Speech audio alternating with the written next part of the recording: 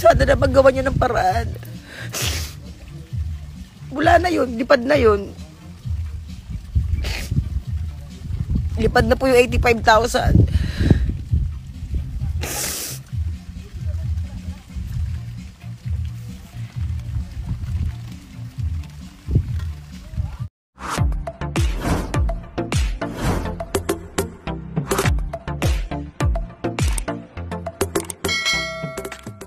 Aktres na si Pokwang emosyonal at naiyak matapos ma-scam ang perang kanyang pinagpaguran. Sa naging Instagram live ngayong umaga ng Sabado, November 9 ay naiiyak na ikinwento ni Pokwang ang nangyari sa kanya kung saan ay nag-transact ang kanyang GCash account at naubos ang lahat ng laman nito. Ayon pa kay Pokwang ay ano nga ba ang silbi ng SIM card registration kung patuloy at laganap pa rin ang nangyayaring scam. Naiiyak na lang din niyang sinabi na lumalaban at nagtatrabaho naman siya ng patas para mabuhay. Narito panuurin ang kanyang buong live video.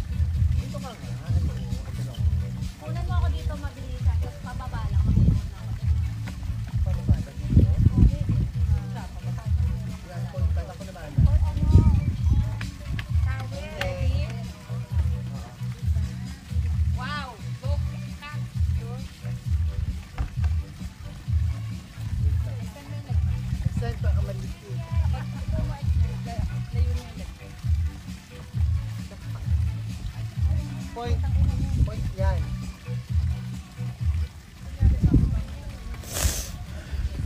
At utang ina ang haba. Mabilis lang daw. Point. Harap dito. Putang.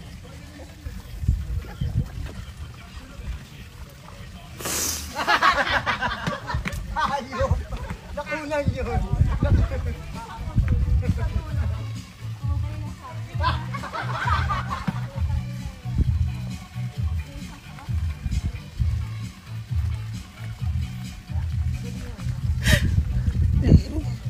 Hindi ko po alam sa kung sisimulan. Pero magla-live po ako para sa awareness. Nandito po ako ngayon para magtrabaho. Nandito po ako ngayon sa Marinduque para magtrabaho. Kahit gusto kong magpahinga, hindi pwede. Kasi alam niyo naman ako lang po inaasahan ng mga anak ko. Kaya po binangon ko yung negosyo ko. Siguro naman aware kayo dun sa Mamang Pokwang's Gourmet. Binalik ko po yung negosyo mag-isa. Ibinangon ko po ulit mag-isa. May mga kaibigan po akong tumulong. Nagpahiram po sa akin ng pera. Isa po si Ochi Diaz dyan. Binangon ko po yung negosyo. Ang ganda po.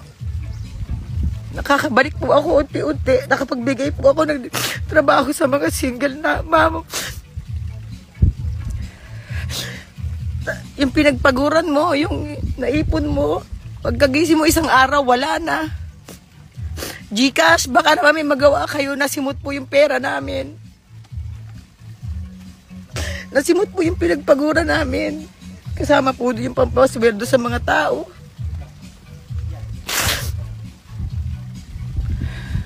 Ano po nangyari dun sa registered SIM natin na policy ngayon? Ang dami po ang transaksyon nangyari. Nasa 30 transaksyon po, iba't ibang number. Inuus po yung laman ng GCash ng anak ko. Kung saan po pumapasok yung mga bayad po sa order.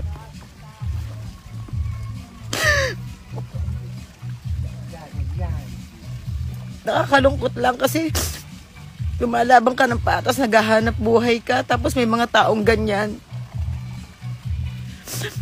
Ngayon lang po ako bumabangon ulit sa negosyo ko.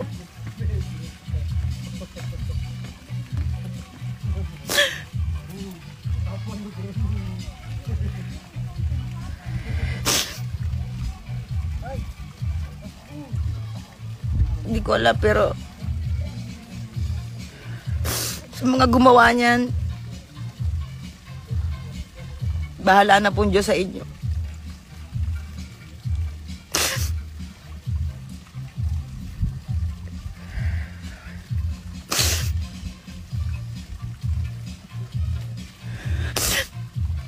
Kawawa din yung mga kagaya ko na nagsisimula pa lang magnegosyo, yung mga maliliit na kagaya ko na nagninegosyo. Lumalaban po kami ng patas, nilalakad po namin yung mga papeles namin, nagbabayad po kami ng tax sa paglalakad po ng mga lisensya namin.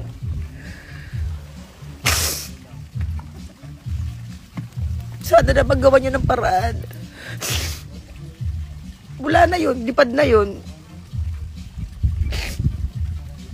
Lipad na po yung 85,000.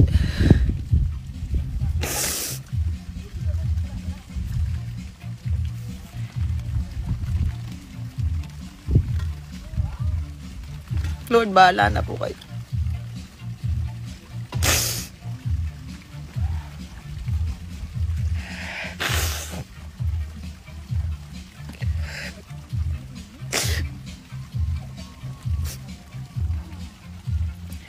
Tatrabaho pa rin ako. Pag-uwi ko na lang ng Maynila, tsaka ko asusuhin yung nangyari. Kasi tumawag lang po yung anak ko ngayon, si Maymay. Sabi niya, ma, pagkagising ko, eto na, ang daming transaksyon. Wala man lang siya natanggap na notification. Pero nakita niya, tignan niyo po, nasa post ko po. Nasa post ko po dito sa Instagram kung ano po yung nangyari. Naubos po yung pera namin sa GCash. May mga delivery pa naman ako ngayon ng mga ingredients po ng aming paninda.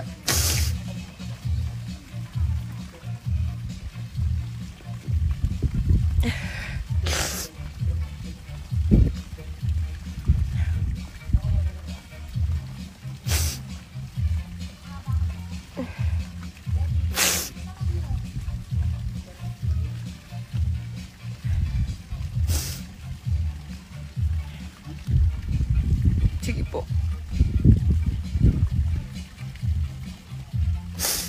Parang inside job eh. Ewan ko, hindi ko alam. Salamat po.